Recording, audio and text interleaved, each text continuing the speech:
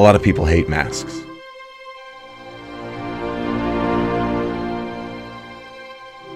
I love them.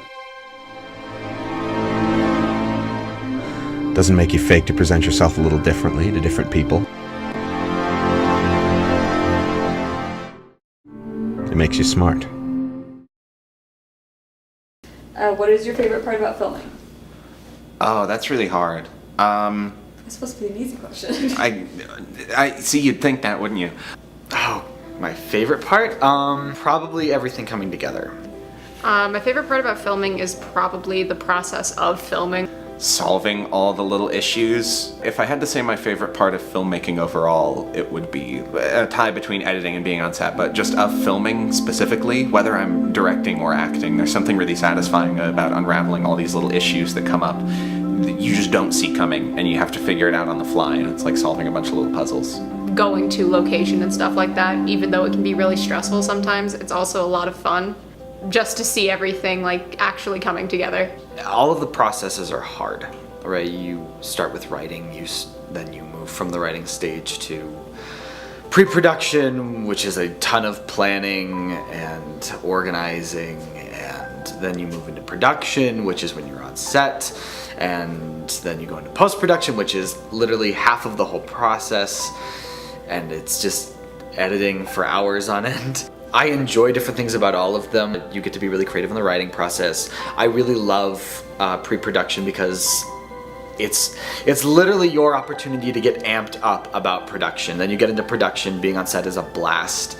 If you've never been on set, you need to be on set. It's the best thing ever. They all come with their own trials and their own benefits, but at the end of the day, you as a filmmaker sat down and you had an idea, and you genuinely had no idea whether or not you were ever going to see that idea realized. Even as you're like typing out the script, you don't know if you're gonna get there. Pre-production, you don't know if you're gonna get there. Even if you have all the footage, you don't know if you're gonna get there. And so seeing all of the pieces come together, it's never what you expected. It's always worse than what you wanted in some way, and it's always much better than you could have ever hoped for. Inspiration for the incredible Mr. Smith. Jesus Christ. A lot of things. So my brain does this really fun thing where I think I have several different ideas, and it turns out that they're all kind of about the same thing. In my English class, we did a unit on film noir, and we were talking about the narration that's really cliche to film noir, and I was like, that's what I do because I'm edgy and stupid. But that's what I do. This idea that there was like a private detective in high school grabbed hold of me and I couldn't let it go, and it went through lots of different stages. First he was like in juvenile hall and he gets pulled out by the principal because they need help, which was dumb. A British transfer student so that I could do Sherlock Holmes in high school, and like it's gone through lots of different iterations and finally ended up where it's at. And I always knew, like as soon as I had the story, I knew that that was what The Incredible Mr. Smith was supposed to be for, and I knew that the story or the stories needed to be lots of different things, and I knew that I wasn't skilled enough of a storyteller to get there yet. And so kind of seeing all the pieces accumulate slowly, I mean, it hits so much. It's film noir, it's a comedy, it's a drama, it's a thriller, it's about high school, and so it really has become sort of about the experience of being a teenager for me. I just really enjoy acting.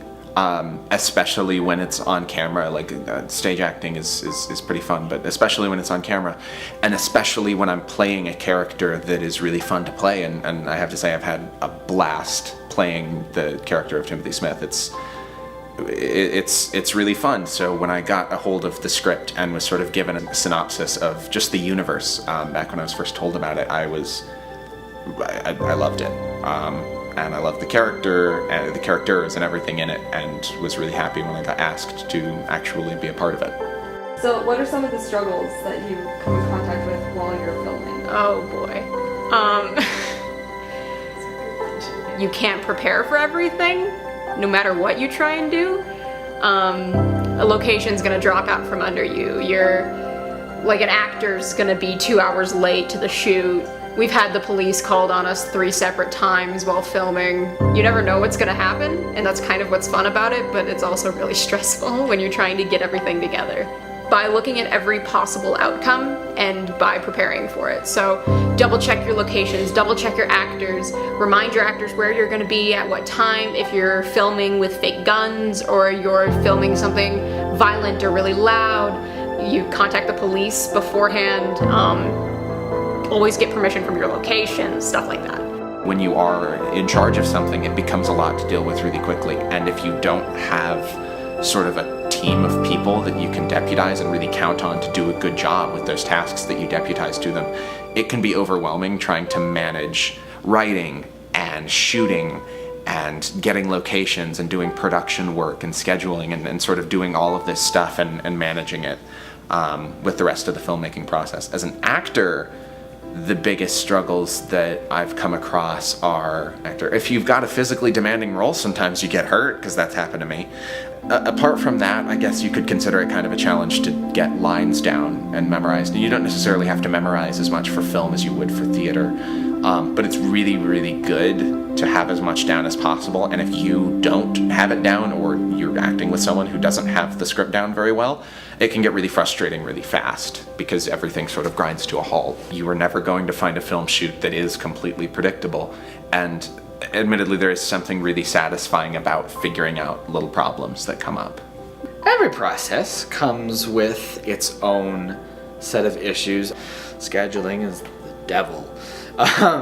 Like getting everybody in one place at one time is really, really tricky, especially when, like I said, we're not paying people, so if they have previous responsibilities like school or work. During production, Murphy's Law is king. Everything that can go wrong will go wrong. You'll forget a prop. Somebody won't show up for 2 hours. The location that you had permission to use, you'll get a call and they'll let you know, hey, turns out we can't let you use the location. If you show up, we're gonna call the police. The list of possible problems is endless, and so there really truly is no amount of preparation that can keep you safe. Develop an interest in film, and like, when did you first fall in love with it? That's a weird one. That's been like most of my life. My first career choice, actually, when I was like really little, and people would ask me what I wanted to be, it was like a film actor. And that changed a lot over the years, but sort of in the second half of high school for me, I got into sort of taking film and TV classes and that sort of thing. And so I guess practically that's when I got into it, but I'd been into film and I guess just storytelling in general for basically all of my life, and I think film is one of the most fun mediums to tell a story, so it just sort of fits very, very well together. I first became interested in like filming probably when I was like young, and I first saw like Peter Pan, but I also would rewatch the movie over and over again, and then that led me into the live action one, and then once I got old enough to question it, I was like, how does that boy fly? And so I did a bunch of research into it. The thing that made me think that I could do it was honestly Seth, because he approached me one day and asked me to act in one of his short films, and then I saw it finished. And that's always something like in your head, you know, you're like, oh, I could be an actress, or I could make a movie, but then you don't actually do it. Well, I acted in a movie and then it happened, so I was like, well, what's stopping me from doing all this other stuff? Back in my like first and second years of high school, I didn't really do a lot of like actual work on this sort of stuff, but it was an interest of mine at that point in time, and so I watched like a lot of YouTube videos and did a lot of research online. When I was growing up, my family had a cute little tradition where on Friday nights we would go get fast food and then we would watch a movie, which usually meant a trip to Blockbuster, and sometimes there was a new one out that we wanted to see, but oftentimes there wasn't, and it was magical. Like I began to associate Fridays with movies and movies with magic and fell in love with them. But then there was Lord of the Rings. The extended editions were really cool to me as a kid because they had hours and hours and hours and hours and hours of how they did it behind the scenes stuff. And I was already super into that and I was already watching that, so I like watched that more than I watched the movies, and the process was so cool, and I think that was the moment that I was like, wow, I really want to do that. Has there been a time when you've had to do both things, like for the camera and then also act at like the same time, like multiple things? Yeah, there very much has. And word of advice: don't do it. Don't do it. It's really bad, and it's so bad I had to address the audience. Both being in front of the camera and being behind it are big jobs on their own and require a huge amount of thought, and trying to do them both at the same time is mind-bogglingly frustrating, and I don't want to do it ever again. So how did you learn what you know now about filming, producing, editing? The first time that I helped out with a short, I was helping a really good friend of mine. I would act in hers or write music for hers and worked with her on a lot of stuff. High school, I literally spent 2 years just making movies with my friend Jade that I mentioned, and we tried to make a Batman fan film and that didn't happen. But that was, I've basically failed enough that I started to succeed. It is experience. It's all experience. I've had my actors be 2 hours late. I've had the police called on us. And I've learned, I mean, research is really good, but experience and then listening to others' experiences is probably the best way to prepare for it and the best way to learn. My knowledge of film has come from a lot of sources, and then that prior knowledge that I already had got honed when I started taking film classes in high school, and now I've gone on to taking film classes in college. It's come from a sort of a combination of prior knowledge from personal research to stuff I learned from classes to actually getting tips from other people that I know, like friends. The stream of criticism is endless. It really. Failing's a big killer on that, but more than that, you can't tell your family that you want to go into film. I've had family members say something like that, like there's no way you can pull that kind of thing off, and to a degree, specifically considering the state that we live in, too, there just isn't as much of a sort of cultural focus on the arts, and I think that includes filmmaking, and there's this weird perception of it as a waste of time. I'm lucky to be surrounded by people who are like, yeah, do what you want, sure. It's not so much like, oh, you can't do it, as much as it is, sure, Jan. It's like, yeah, sure, you will. Whether it's acting, directing, producing, composing music, whatever you want to do for film, I've heard 1,000 times, that's very cool, but it's not really a real career opportunity. You should get a business degree as the backup. And I've heard that 1,000 times. It doesn't really affect me, because I'm like, I'll show you. I'll get the movie done. It's fine. That and I've been lucky to be a part of multiple short films that have been made, so I'm like, yeah, I know that it can be done. I know it can be made. It gets exceedingly difficult, but it's still possible.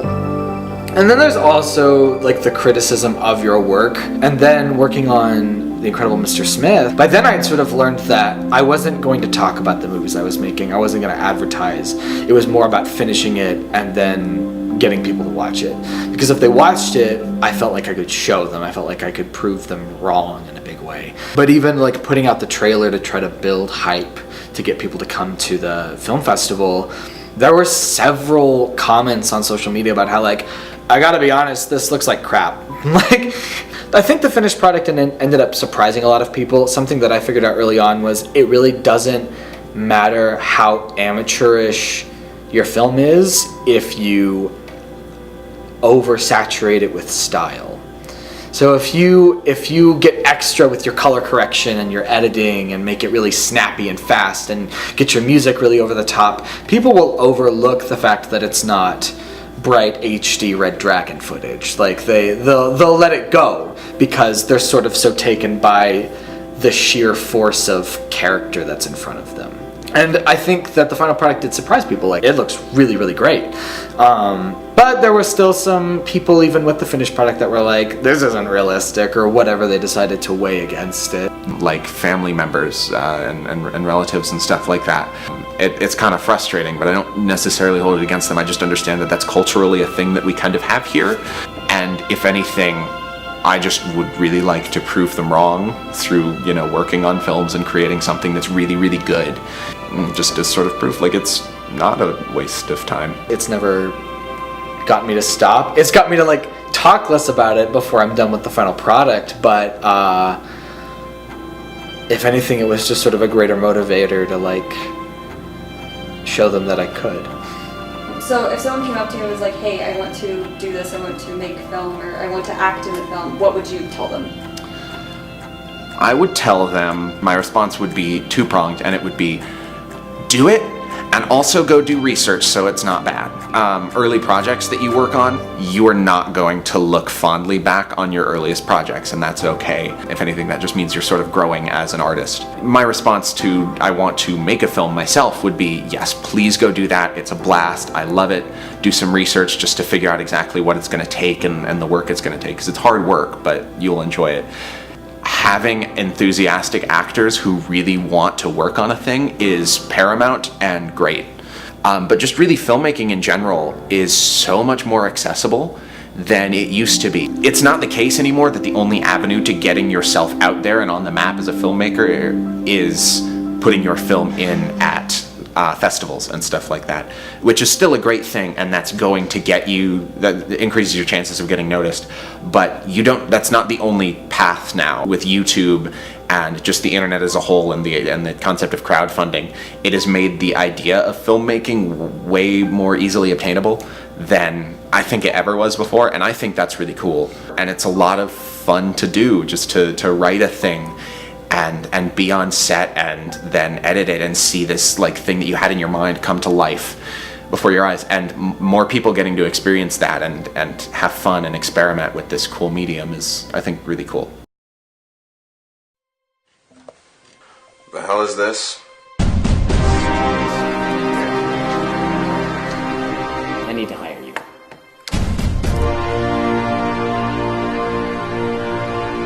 To do what? To protect me. Take the job. I want $250. How did they find us? How the hell did they find us? I really want that coffee. What is going on? Hold the fuck you name it, Florence Flags. Look, he was a turncoat, Garcia. Good. What do you need from me? Just remember, kids, don't be fake. Spin. Be specific. Sum it up in one short thought, which admittedly is hard for me. Stories are great, and they are a fantastic way for us to explore all kinds of different emotions and feelings and themes and ideas. You know, we would watch these movies and it was utter magic, and Fridays are magical, and then afterwards I would go out, the sun hadn't quite set, so it's golden hour over everything, and you can smell like the grass and the lilacs in bloom, and I would play pretend until it was really late at night, just trying to live in a story. And I don't know what it is about me and certain other people who really get attracted to this idea. I realized it when I was in high school, that I am in love with stories. It doesn't have to be film. I love books, I love music, I love television, like anything that has the capacity to tell a story. I really wish I could quantify why, but it's become maybe the most important thing in my life.